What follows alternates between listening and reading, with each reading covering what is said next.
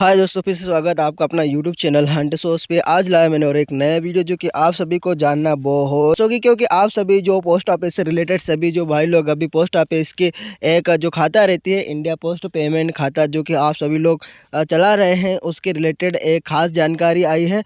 जो कि हाल ही में RBI ने IPB जो इंडिया पोस्ट पेमेंट पर पेनल्टी लागू की है। जी हाँ, हाल ही में उन्होंने पेनल्टी भरने को कहा है इंडिया पोस्ट पेमेंट बैंक को। हाँ, क्योंकि इन्होंने कुछ RBI का जो रूल था उसका उल्लंघन किया है। इसके तौर पर ही इस पर पेनल्टी लगाया गया है, जो कि आपके खाता से रिलेटेड कुछ ऐसी जो जानकारियाँ जो निर्देश था जिस पर इस पर ध्यान न देते हुए डायरेक्टली इस पर क्या है उन्होंने एक्शन लिया। और इसी एक्शन को जब RBI की जब अधिकारियों ने चेकिंग करा तो इसी के दौरान उन्हें पर क्या है IPB पर यहाँ पेनल्टी लगाया गया है। आखिर आपको यहाँ जानना होगा कि आखिर किस बात पर पेनल्टी लगी थी और क्यों लगी और कितनी क्या पेनल्टी लगी है, इन सारी जानकारी मैं अपने वीडियो में दूंगा। इसके लिए आपको पूरे मेरे वीडियो को देखना होगा, साथ ही वीडियो को स्किप ना करें और अंत तक वीडियो को देखें और यूट्यूब चैनल को सब्सक्राइब करें, साथ में बेल आइकन के बटन को जरूर क्लिक करें। तो RBI imposes monetary penalty on India post payment bank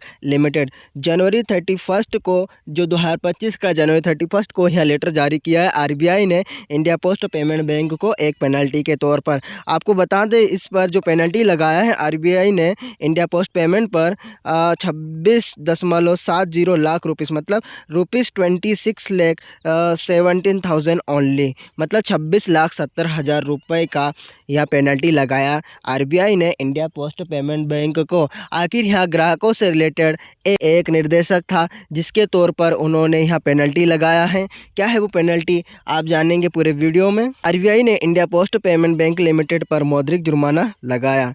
Bharat reserve bank RBI ने 15 जनवरी 2025 के एक आदेश के जरिए India post payment bank limited पर बैंकों में ग्राहक सेवा पर RBI द्वारा जारी कुछ निर्देशों का पालन न करने के लिए 26,70,000 रुपये का मौद्रिक जुर्माना लगाया। यह जुर्माना बैंकिंग विनियम अधिनियम 1949 की धारा 46(4)(I) के तहत धारा 47(a)(1)(c) के प्रावधानों के तहत RBI के प्रधान शक्तियों का प्रयोग करते हुए लगाया गया, जो कि यहाँ एक ग्राहकों से रिलेटेड निर्देश था, जो कि उसका जो उन्होंने पालन नहीं करा उसी के तौर पर यह पेनल्टी जो 26,70,000 की लगी है, यह RBI पेनल्टी लगाई है।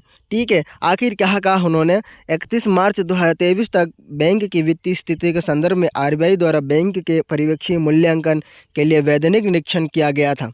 RBI के आधार पर बैंकों को एक नोटिस जारी किया गया था जिसमें उसे कारण बताने के लिए सलाह दी गई थी। RBI के निर्देशों का पालन करने में विफल रहने के लिए उस पर जुर्माना क्यों न लगाया जाए।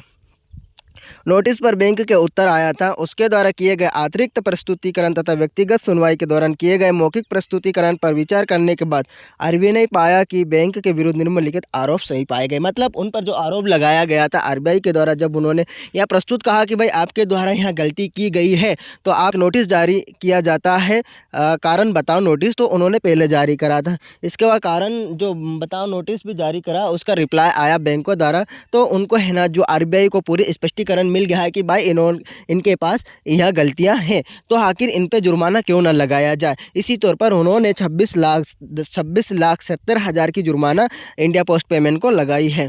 ठीक है, ग्राहकों की सहमति प्राप्त किए बिना ही कुछ बचत बैंक खातों को अपग्रेड कर दिया। मतलब अपग्रेड आपका इंडिया पोस्ट पेमेंट ने रेगुलर से उसको प्रीमियम खाते में अपग्रेड करना। इसी तरह जो खाते रहते कि जो कस्टमर आते हैं उसको बिना बता ही आपने इनके खातों को अपग्रेड क्यों करे हैं। मतलब एक इंस्ट्रक्शन दिया जाता है कि जो भी कस्टमर है उनको पता होना चाहिए कि भाई उसका रेगुलर खाता चल रहा है, कौन सा खाता चल रहा है, तो उसके बारे में उनको जानकारियाँ भी होना चाहिए। आप बिना बताए इन सारी जो जानकारियों को अभाव से उनके खातों को आपने अपग्रेड तो करे हैं, ठीक है, अपग्रेड तो उनने कर दिया, बाकी अपग्रेड करने के पश्चात भी आपने उन पे एनुअल चार्जेस लिए हैं, अपग्रेडेशन के बाद भी वार्षिक शुल्क भी लगाया है। ठीक है, तो इसी तरह उनने एक शुल्क भी लगाया एनुअल चार्जेस। जो खाता मतलब दूसरे साल रिन्यूअल हो जाती है ना, तो रिन्यूअल का चार्जेस भी लगाया।